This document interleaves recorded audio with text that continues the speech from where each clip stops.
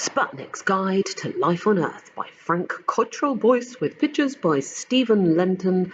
Thank you, Macmillan, for letting me read. We're on to chapter 11, Eggs. I did feel bad about Jessie. I really would have liked to tell her everything, but how could I? I mean, what would I say? Sputnik is not a dog. He's an alien. He can talk, and he's good at fixing stuff. But he's fairly unpredictable and heavily armed. Plus, maybe he'd like to play with you, but he really should be concentrating on saving the world. You'd think it would be easy enough to find 10 things worth saying or doing on Earth, but I couldn't guess what Sputnik would like. I really thought he'd love Hadrian's 80-mile-long wall, but no. A wall's just a wall in the end, and walls fall down. But you fixed it. I tell you what I liked. That yellow jacket that Pavel in the hard hat was wearing. It was just a high-vis jacket, like people wear when they're doing roadworks or working on a ferry. Yeah, high-vis jackets. I've never seen them anywhere else in all the wide universe. I love the way it glowed in the twilight. That can go in the companion. We can put it on the list.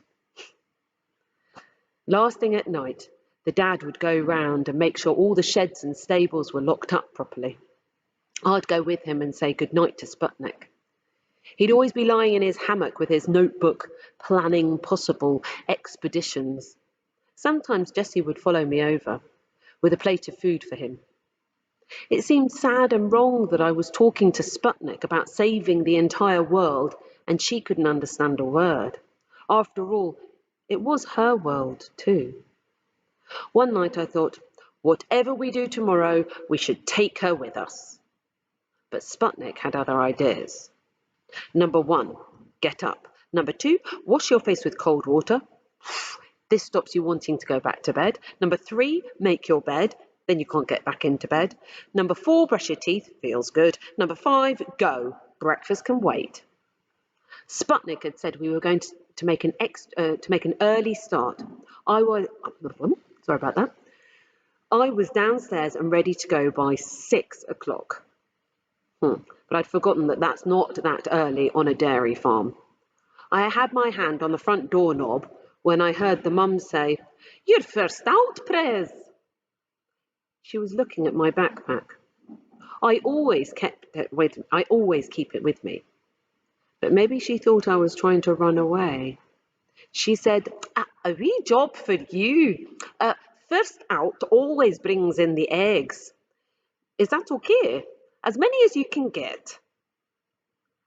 When I lived with my granddad, he used to take me to school every morning and pick me up every afternoon, until the day when he didn't come. When I was at the temporary, a minibus took us in the morning and brought us back after school. You couldn't get past the front door without a grown-up. So it felt amazing now to just open the door and be outside in the morning. The world looked different. "The shadows are all pointing the other way," said Sputnik. "You normally don't see long shadows until the afternoon when they're going the other way because the sun is setting. In the morning when it's rising, the shadows point east to west. Your brain noticed the difference, but it didn't tell you. Let's go." And that's actually true, all that stuff that Sputnik just said. "Can't we wait for Jessie?" "Time and tide wait for no man." He waved a little book in my face. "Hey, where did you get that? That's my granddad's timetable." "It tells you the times for high tide and low tide." "I know it does. That was in my bag. Look, it's got Granddad's name in the front. How did you get it?" "Stole it," said Sputnik. "Come on." We tramped across the pasture, slowly this time, so the cows didn't get scared. When we got to the gate of the Coup Palace, we stopped. There's a hedge there, a spiky one with little yellow flowers, and through a gap in the hedge something was shining, bright blue. There it is, said Sputnik. The sea! I knew it was the same place we'd seen the other day. The Coup Palace was still there, and I could see the tops of the poles for the salmon nets. But it looked like a different country. The other day it had been flat mud with no sound except for some whistling birds. Today there was no mud. It was all waves crashing against the rocks and seagulls screaming. Sputnik licked his lips and rubbed his hands together. For a minute I thought he was going to pick up the entire sea and swallow it like a pancake. I've never seen the sea before. What do you mean, you've never seen the sea? I thought you'd been all over the world with your granddad. Oh, yeah, well, I haven't seen this bit of sea. Of course, I've seen other seas. I've sailed all 7 seas, in fact. I just don't remember very well. What's this sea called? I'm not sure. This is Rumblecairn Bay, so the sea must be... I'm going to call it Punctual Sea, because it got here bang on time, according to your granddad's book. He handed me back the tide timetable. How do they know what time it will come in? Oh, it's all to do with the moon. The moon's gravity makes the water move around. That's something I love about this planet. Only one moon. No wonder you have the best gravity. We had a dozen moons where I used to live. Imagine that. A moon going past every half an hour. The tide was up and down like a frog on a frying pan. Boing, boing. Now that's quite an image. I've never heard that before. Oh, imagine a hot frying pan with a frog in it. Yes, it'd be jumping, jumping. Oh. I'd never thought about that before. Definitely the tide is going on the list. We squeezed through the gap in the hedge and found a little sandy path that went along the shore. A sign said, Rumblecairn Bay caravan site only. We strolled along it with the little waves swooshing next to us. It felt like we were taking the sea for a walk. Sputnik made sure to stand between me and the water in case I got swept out to sea. It's my job to look after you, remember? You know, he said, I'm really getting to like this planet. It'll be a real shame if we don't stop the destruction. Every time he talked like this, I looked up into the sky in case I could see the destruction of Earth coming. Look at that! It is unbelievable! Sputnik was standing very still, staring at a fat bloke with a walking stick who was leading a spaniel along the track towards the caravans. Every now and then he'd throw a rubber ball and tell the dog to fetch. I couldn't see anything amazing about it. In all my travels, he said, I've never seen anything like it. A dog that speaks English. What makes you think it speaks English? He's talking to it. It's doing what he tells it to. I don't know much about dogs, but I'm pretty sure they don't speak English. I think you can just train them. Train them to speak? No, train them to, fetch a ball. Whenever the dog dropped the ball, the man picked it up and started going on about what a good boy, what a good dog it was, and how it should keep away from the water and not touch the ducks. He even asked if it was starting to feel the cold and mentioned that it was colder today than yesterday. This doesn't look like fun for either of them, said Sputnik. The big man doesn't want to throw the ball, and the little dog doesn't want to fetch it.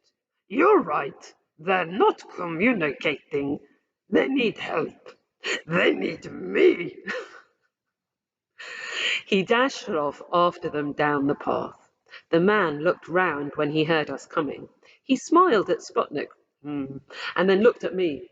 Oh, what's his name? Sputnik, Said Sputnik.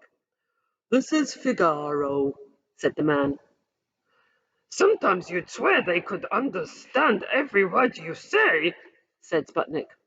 What breed is he? Tourist, said Sputnik. Prez is my tour guide.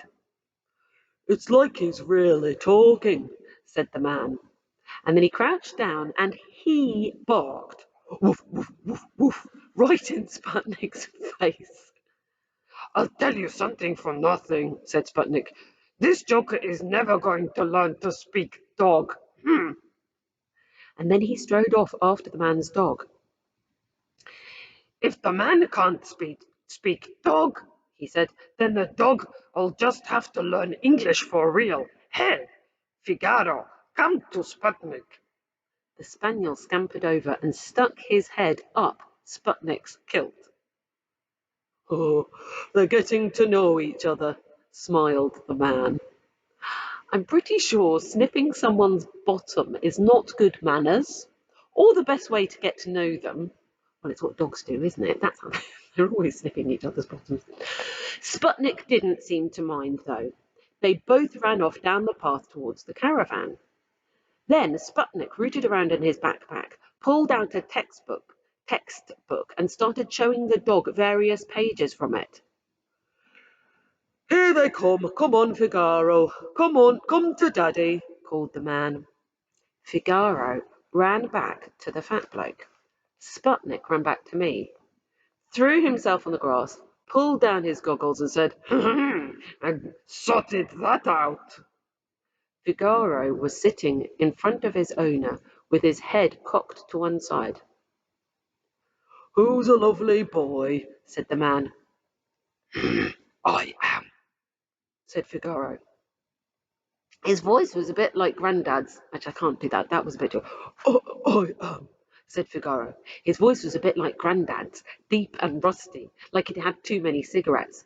But he was definitely speaking. So Sputnik has made this dog, this real dog, speak. The man looked sideways at me as though he was hoping we hadn't noticed. He said, sorry about that. He picked up the ball and he threw it, shouting, Fetch, Figaro, go on, fetch, as if nothing had happened. No, said Figaro. Fetch, said the man. No. Go on, boy. If you want it fetched, said the dog, you fetch it. I'm done fetching. If you want to keep the ball, put it somewhere safe. Stop throwing it away. The man was trying not to look at us. With his head turned to one side, he said it was nice meeting us and that he'd better be getting home now. That's right, said Figaro. Yes, we're going back to the caravan to sit on the sofa bed and talk things over. If I'm going to carry on being your best friend, we better get a few things straight. The man bent slowly down and tried to clip a leash onto Figaro's collar. Don't even think about it, growled Figaro. How? I said out loud. Was he speaking out loud? Process. How? I said out loud. Did you do that? Oh, it's all in the instruction book. Sputnik showed me the book he'd been reading to Figaro. Dogs, a companion, it was called. Why do people never read the instructions properly? You're never going to get the most out of things if you don't read the instructions. He swung the backpack off his shoulder, ready to put the book back inside, but then he said, Hold about. Oh, I almost forgot. What? This is no mere backpack for carrying luggage. It is my gravity ballast. The gravity is very different where I come from. I don't know much about gravity. I mean, for all I know, they've got different gravity in France or China or wherever. But I do know that what he did next was unusual. Look! I looked at his feet.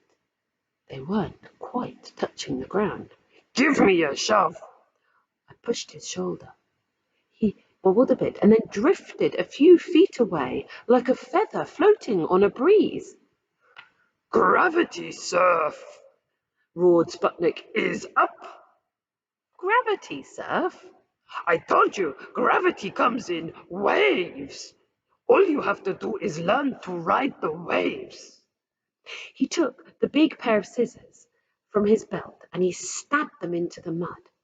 Then he lay down on the grass with his hands holding the scissors as if they were the steering wheel of a tiny car.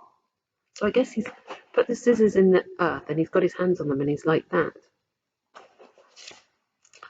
He lifted one leg off the ground, then the other. Then he let go of the scissors with one hand and grabbed hold of his backpack strap. Now this, he gasped, is the tricky bit. Can I do it? Yes, I can. He pulled the scissors out of the mud with his other hand, grabbed the other strap on his backpack, and now he was floating over the mud. Whoa! Whoa. Oh no, this is Sputnik's voice. Woohoo! Come on, Prez. I don't think my backpack works like yours. I just keep stuff in mine. I keep stuff in mine too. Have you read the instructions? It's a backpack. It doesn't have instructions. So you haven't read the instructions. No, but Haha, hit the deck. honestly, I don't think it'll work. Plus, shouldn't we be doing the list? You can use my scissors. It's all in the action of the scissors. I copied what he had done, got down on the ground, one hand on my bag strap, lifted one foot, then the other, then grabbed the other bag strap, and I was doing it. I was floating. Point your head where you want to go and kick like a frog. I'd had dreams about flying. Have you ever had dreams about flying? That's amazing. But they were usually about soaring over rooftops and diving into clouds. I'd never even dreamed about what it would be like to skim over mud and slice through patches of dandelions at nettle height. So they're floating and flying, but very low above the ground. Even though we were moving fast, I could see everything that was happening. Worms heaving themselves out of the mud, centipedes and snails twisting between blades of grass, their backs gleaming, a spider stitching leaves together with its web, drops of dew nestling in flower petals like light bulbs, pollen swirling and glowing around my head, bees bombing along next to me, and then spray. We were scudding over the water. Oh, over the water. What if we fell in? Just keep kicking your legs. And there's a picture here.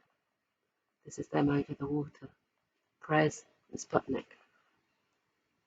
A small wave smacked in my face. Sometimes the sunlight sliced through the brown water so you could see fish. You could see fish flash, seaweed waving, ghostly jellyfish opening and closing. We swung around in a curve, speeding back towards the land. There was the red farmhouse in the crook of the green hill, and there were the white caravans huddled like sheep, cars stampeded by on the main road above. I wanted to shout my name or just yes or look at me or something. I looked across at Sputnik. His head was up, his legs were kicking. We were over the land now, skimming over the grass near the caravan toilet block. Tuck your knees in. I brought my knees up to my chest and straight away tumbled over, landing flat on my back, looking up into the empty blue sky. Wow, Feeling hot? asked Sputnik. Now that he came to mention it, I did feel really hot. Stick your tongue out. Cool you down in no time. We lay with our tongues out, cooling down. It really works. I did pick up one or two things from those dog conversations, said Sputnik.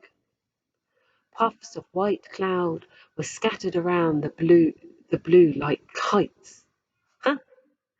That one looks like a giraffe. The four short bits are the legs and the long bit is the neck. Whoa! How did you do that? 1 minute it was just a clump of puffy steam, and the next it's a skywide animal picture. That was genius. I didn't do anything. I just noticed something. The cloud didn't change, just the way you looked at it. That one over there looks like a ship, See the sails? Or it could be a giant cigar. Whoa! Done it again. It looked like nothing like a cigar. And then you said it looked like a cigar, and now it looks completely like a cigar, just waiting for me to go up there and smoke it. So, could this go on the list then? Yes! He took out the red notebook and a pencil and wrote down Prez's cloud adjuster. straight into the companion. But I'm not adjusting the clouds, I'm just seeing them differently. The way I see you differently, or the way Leica saw things differently. The things she said about the Earth weren't wrong, they were just the way she saw them. You're right, said Sputnik. Which means. And he began rubbing out what he'd written. What are you doing? I can't put the cloud adjuster on the list if there's no such thing as a cloud adjuster. Ugh, it was horrible watching him make the list shorter when I'd only just made it longer. Couldn't you just put clouds in? Everywhere has clouds. Jupiter's got got a red cloud the size of 2 Earths. It's not the cloud. It's the atmosphere. I don't know any more planets. I don't know why more planets don't have an atmosphere. It makes such a difference when a planet has a duvet of breathable gases to snuggle down in. Think about it. Lovely fluffy clouds and mists and breezes and hurricanes. There's a whole circus of atmosphere, fun, whirling around your head every day. He flipped his pencil again. For once, I felt like I was saving the world. Atmosphere, third on the list. Now I need food.